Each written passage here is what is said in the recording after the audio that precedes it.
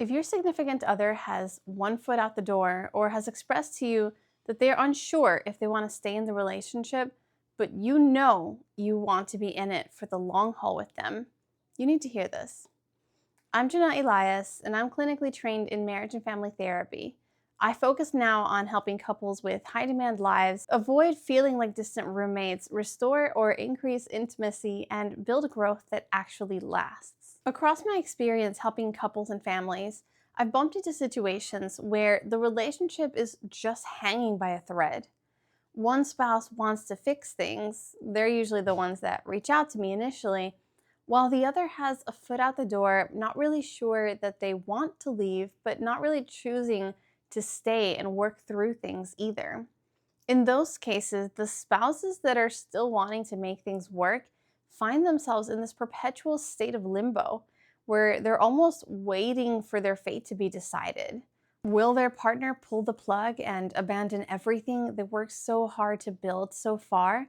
Or is there still a chance at happily ever after, despite all of the history, the unhealed wounds, and the seemingly insurmountable list of obstacles between them? I've done a previous episode where I addressed that wishy-washy, back and forth spouse who isn't sure if they're coming or going. So I encourage you to check it out after this one if you're interested. But my current message is for the other side of that coin. If you are the one currently feeling like your happiness and the fate of your relationship is in the hands of a discouraged, indecisive partner, let's talk. First, I want to address the reasons why you are still hanging on. Not to discourage you, because some of those reasons are very much worth the effort and the sacrifice, but to encourage you to speak truth to yourself and separate the reasons from the excuses. So really take a moment to ask yourself, what makes your relationship worth fighting for? Why do you want to fix things? Sometimes the answer is something like, for the kids, or because I made a vow and I don't want to break it. Other times the answer, if we're really honest with ourselves, is more like, because the alternative conflicts with my faith and I don't want to go against my beliefs, or because life with him or her is all I've ever known. Only your own inner voice can tell you what is the right or wrong path for you, but I do want to push you to examine your reasons and ask yourself if this is truly what is best, or is it what you think you should be doing. I'll tell you what is not a good reason: fear. If you're afraid that you'll never find love again, or that you'll never be able to live this down, or that the financial implications will be devastating and you'll never recover, or simply that life is going to change and the unknown is scary, then let me be the voice that cuts through the haze. Yes, it is scary, but courage means doing what you need to do despite the fear. Fear distorts our vision. It makes us believe that things are bigger, stronger, and have more power than they really do. If you have ever spent any amount of time worrying about something that then ended up actually happening exactly the way you feared, then you already know firsthand that things rarely feel as endgame after the fact as it does leading up to that moment. Even if our worst fears come to pass, sure, we might get sad, we might feel pain, we might experience some stress while we start figuring out where to go from here. But all of that aftermath never ends up quite living up to the scenario we've built up in our minds beforehand. Pain passes with time. Hurt, loss, grief, the ache of it dulls over time. We find new ways of moving forward, new normals that don't make it all better, but speak to our resilience nonetheless. Sure, it sucks to have to go through difficult things, but we're not promised a life without hardship. Philosophically and maybe spiritually, I could make the case that it's actually been entitled on our part to expect an easy, carefree life without any problems.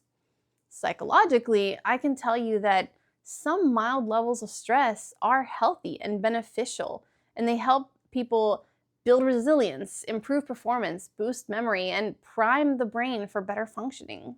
On a personal level, though, As someone who is right there with you when it comes to the human experience, I can remind you that the hardship will not last forever. Everything ends at some point, the good and the bad. Things get better or just different, but you can overcome even that thing that you're most afraid of. Stepping outside of that distorted view that fear creates, the reality is that things might not even end up as bad as you're blowing it up in your mind. It might even be the beginning of something so much better than what you have right now. Maybe staying in that relationship could cause more harm than it does good. And making a fresh start might be the best thing that ever happens to you. All I'm saying is don't let fear be your reason. Of all of the very good reasons to decide to leave or decide to stay, fear should not be one of them. So have a deep, honest conversation with yourself. And if it turns out that you might have been dragging things out for the wrong reasons, it might be time to make a plan and start letting go. If it turns out that you feel aligned with all of your reasons and your convictions, then let's double down on your efforts moving forward. Either way, from this moment onwards, we're no longer going to let life just happen to us. We're going to take back control of our lives and be more proactive in our decisions now.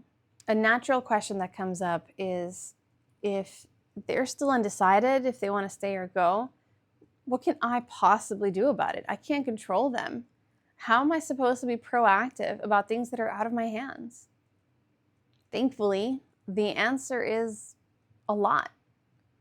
As much as a relationship takes two people to thrive or fall apart, one can be the spark to ignite progress or a new turning point between you two. Each relationship is different and the circumstances vary, obviously.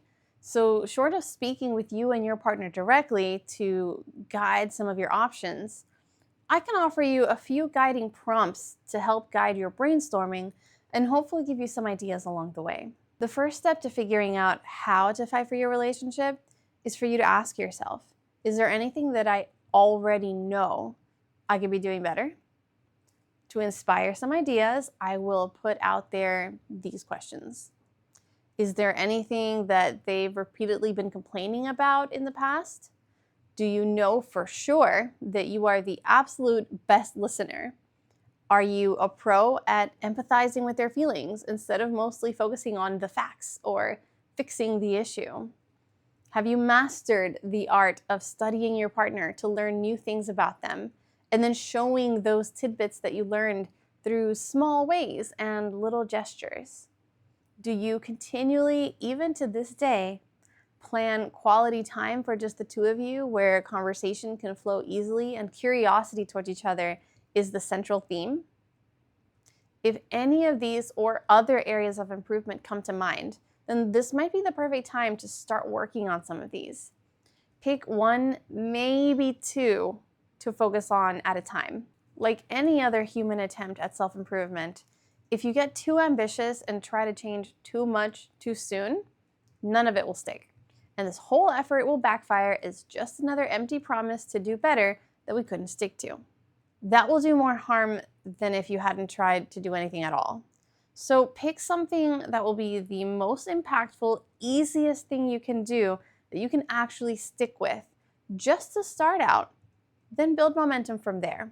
If you are completely unsure, just absolutely unaware about what you could possibly be doing better, you could ask your significant other, but when there's already been this much damage between the two of you, sometimes asking them what you could be doing better can turn into a double-edged sword.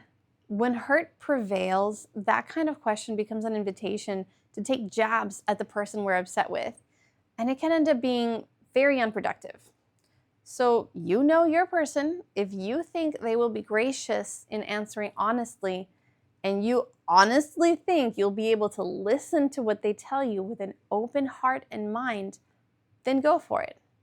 Alternatively, this is usually a good time to consider seeking a professional to serve as that neutral third party that can help develop some awareness about the underlying hurts that have been festering there usually for years, and teach you both to communicate things in a way that will actually land, not just turn into more endless arguments. Just something for you to consider based on the specifics of your situation. The last thing I want to address with you, given everything you're currently going through, and the fact that we are now going to be more proactive about our lives moving forward, is a message I think your heart needs to hear more than your head. While you're over here examining your reasons for wanting to stay or what you can be doing to fight for your relationship, consider one last thing. Are you solid in your sense of self-worth? I don't mean it in a sarcastic or even condescending kind of way. I'm really asking right now, where do you derive your value from?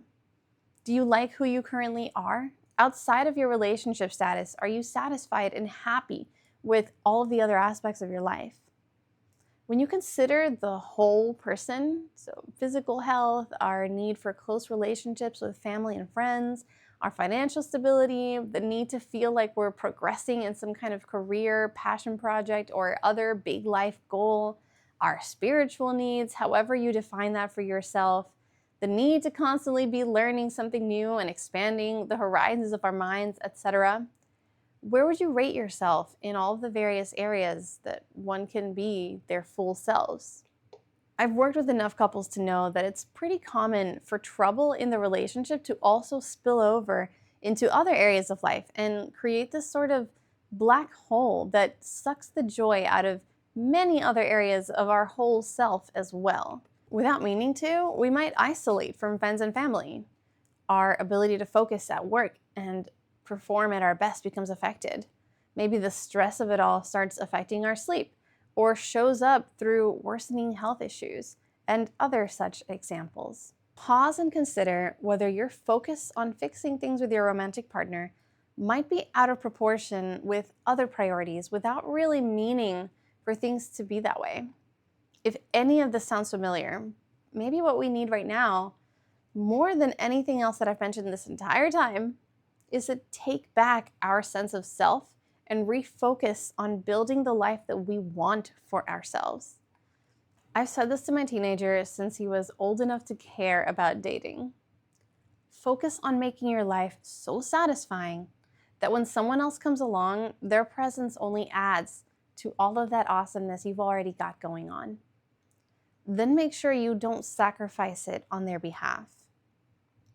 In our case, I'll go ahead and amend that to focus on making your life so satisfying that if they stay, their presence only adds to all of that awesomeness you've been building. But if they leave, they aren't taking your entire life's meaning or reason for living out the door with them. As a happy side effect, studies have shown over and over again in various ways that we as people are attracted to someone who clearly has their lives together and who don't need us in order to be happy. It's part of why we say people want what they can't have and why playing hard to get is such a common piece of advice, for better or worse. Though this should not be your primary motivation, along the way of taking back some of your power and building the life you want for yourself, you might find that you become significantly more attractive either to your partner or to others if things don't end up working out in the end. I hope this serves as encouragement for you regardless of what you end up choosing. I want to see you doing better in this life, whatever that might mean for you, and I'm here to help with that however I can.